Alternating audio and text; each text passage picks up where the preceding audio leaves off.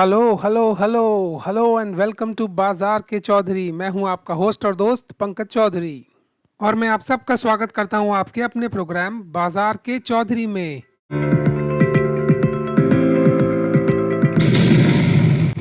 आज 8 अक्टूबर 2024 दिन मंगलवार को भारतीय बाजारों ने कुछ राहत की सांस ली और हरे निशान के साथ बंद हुए। पर पहले जानते हैं विश्व बाजारों का हाल।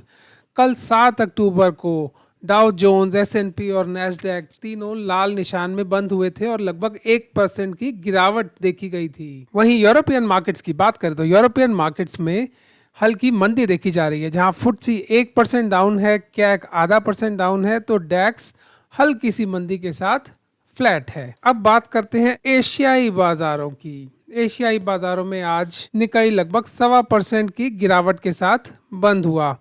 वहीं बात करें शंघाई की तो शंघाई अभी लगभग 4.5% की तेजी के साथ ट्रेड कर रहा है। दोस्तों, शंघाई ने पिछले कुछ दिनों में 15% से ऊपर की तेजी दिखाई है, क्योंकि चाइनीज मार्केट में इकोनॉमिक स्टिमुलस की बात हो रही थी। पर आज का सबसे खराब परफॉर्मेंस रही हैंगसेंग मार्केट में। हैंगसेंग मार्केट 10% के आसपास गिरकर बंद हुई है। 2172 अंक गिरकर 20,762 पर बंद हुआ। खबर ये आ रही है कि as expected stimulus Chinese markets में नहीं दिया गया, जिसकी वजह से हैंगसेंग का इंडेक्स धराशायी हो गया। वहीं भारतीय बाजार की बात करें तो भारतीय बाजार ने आज कुछ राहत की सांस ली है और हरे निशान में बंद हुआ है। अभी उसको हम डिटेल में देखेंगे।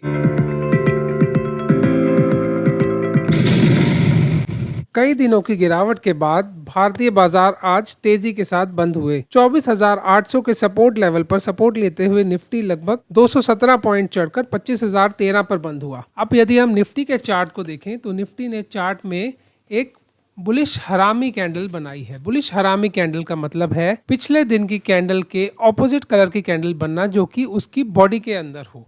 अगर हम देखें तो पिछले दिन की जो ये मेन रेड बॉडी थी, बिल्कुल इसके अंदर एक छोटी हरी कैंडल बनी हुई है। इसे बुलिश हरामी कैंडल कहते हैं। ये एक ट्रेंड रिवर्सल का पैटर्न है। इस पैटर्न को देखकर लगता है कि बाजार अब यहाँ से अपनी गिरावट को रिट्रेस करेगा और 25,400 से 500 के लेवल्स को रीटेस्ट करने की कोशिश करेगा। जब तक 24,800 का लेवल होल्ड करता है मार्केट, तो हम ये उम्मीद कर सकते हैं कि आने वाले कुछ दिनों में बाजार 25,400 से 25,500 के लेवल्स को रिट्रेस करेगा। Only if Nifty is able to take out 25,500 levels, then only we can comfortably say कि बाजार ने अपना अप ट्रेंड वापस शुरू कर दिया है। फिलहाल हम इसे एक रिट्रेसमेंट मूव की तरह देखेंगे और उसी के अकॉर्डिंगली अपने ट्रेड्स प्लान करेंगे। Now if we talk about bank Nifty also held on to its 50,400 support levels today. After a big fall of 1,000 points yesterday, Bank Nifty retraced 542 points to close at 51,021. Bank Nifty के chart पर भी बिल्कुल Nifty की तरह ही एक bullish हरामी pattern बन रहा है। इसे देख के लगता है कि बैंक निफ्टी भी अपनी गिरावट को रिट्रेस करने की कोशिश करेगा। The only problem with bank Nifty is जो ट्रेंड लाइन का सपोर्ट ले रही था बाजार, अब वो रेजिस्टेंस का काम करेगा और लगभग 51,600 के लेवल्स पर बैंक निफ्टी को एक रेजिस्टेंस देखने को मिलेगी। Only if bank Nifty is able to take out 51,600 levels, we can expect bank Nifty to retest 52,500 levels. और बाजार में ये रिट्रेसमेंट तब तक कायम रहेगा जब तक बैंक निफ्टी अपने 50,400 के लेवल्स को होल्ड करता है और निफ्टी अपने 24,800 के लेवल्स को होल्ड करता है। तब तक ट्रेडर्स को पहले आधे घंटे का ट्रेंड देखने के बाद बाजार में अप ट्रेंड की पोजीशन बनाने के बारे में ही सोचना चाहिए। यदि कल पहले आधे घंटे में बाजार में गिरावट शुरू हो गई तो ट्रेडर्स को तेजी की पोजीशन नहीं बनानी चाहिए। Only after first half an hour traders should try and play this retracement move in Nifty and Bank Nifty. अब हम बात करते हैं आज के टॉप प्राइस गेनर्स और लूजर्स की। आज के बाजार में टॉप प्राइस गेनर रहा ट्रेंड, लगभग 7.25% की तेजी देखी गई। इसके अलावा डिक्सन और इंडिया मार्ट में भी 7.5 और 7.25% की तेजी देखी गई। आज के सबसे बड़े लूजर्स मेटल्स के शेयर रहे। एनएमडीसी और टाटा स्टील में अच्छी गिरावट देखी। इसका प्रमुख कारण है चाइनीज बाजार में उम्मीद के मुताबिक स्टिमुलस नहीं दिया गया। इसके अलावा SBI, टाइटन और बजाज फिनसर्व में भी एक अच्छी मंदी देखी गई। अब यदि बात करें टॉप ओपन इंटरेस्ट गेनर की, तो MFSL और गोदरेज कंज्यूमर प्रोडक्ट्स में 16% का ओपन इंटरेस्ट ऐड हुआ। वहीं IDFC में आज 27% के ओपन इंटरेस्ट की कटौती देखी गई। वहीं F&O में टॉप लॉन्ग बिल्डअप की बात करें तो BEL में लगभग 5% का बिल्डअप देखा गया। इसका मेन कारण BEL को एक बड़ा ऑर्डर मिलना है। वहीं सबसे ज्यादा शॉर्ट बिल्डअप टाइटन इंडस्ट्रीज में देखा गया।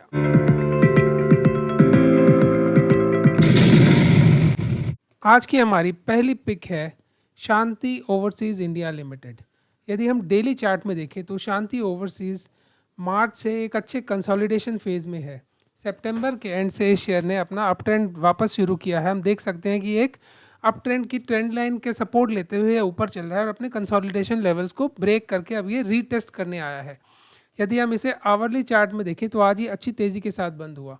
तो आज की पहली पिक है शांति ओवरसीज इंडिया लिमिटेड। इसका पहला टारगेट 21 रुपीज़ का है और इसका स्टॉप लॉस है केवल 16.5 रुपये। तो first pick is Shanti Overseas India Limited. आज की हमारी दूसरी पिक है महिंद्रा एंड महिंद्रा लिमिटेड। कुछ दिन पहले हमने महिंद्रा एंड महिंद्रा लिमिटेड को हमारी एक इन्वेस्टमेंट पिक के रूप में बताया था, जिसका लॉन्ग टर्म टारगेट 4,000 रुपये के आसपास है। महिंद्रा एंड महिंद्रा लिमिटेड पिछले कुछ दिनों से साइडवेज करेक्शन में था।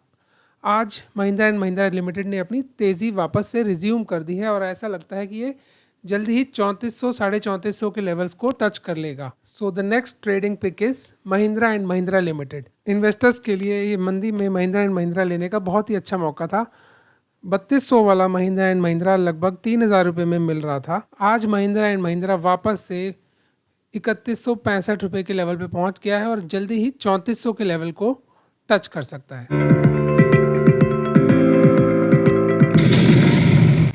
कल मार्केट की पाठशाला में हमने बात करी थी सपोर्ट की। आज हम बात करेंगे रेजिस्टेंस की। जिस लेवल पे पहुंचकर स्टॉक की प्राइस बार बार नीचे गिरने लगे उस जगह को रेजिस्टेंस कहते हैं। रेजिस्टेंस का मतलब यह है कि इस जगह पर स्टॉक में सप्लाई आ जाती है, सेलर्स एक्टिव हो जाते हैं। जैसा कि अब आप चार्ट पर देख सकते हैं, HDFC बैंक लिमिटेड 1725.30 के लेवल पर पिछले 3 साल से रेजिस्टेंस देख रहा है। वह पिछले 3 साल से 1725.30 के लेवल को क्रॉस नहीं कर पाया है। एक बार उसने क्रॉस किया तो भी उसको होल्ड नहीं कर पाया और वापस उस लेवल से नीचे आ गया। 1725 से 30 के लेवल्स HDFC बैंक के लिए रेजिस्टेंस का काम कर रहे हैं।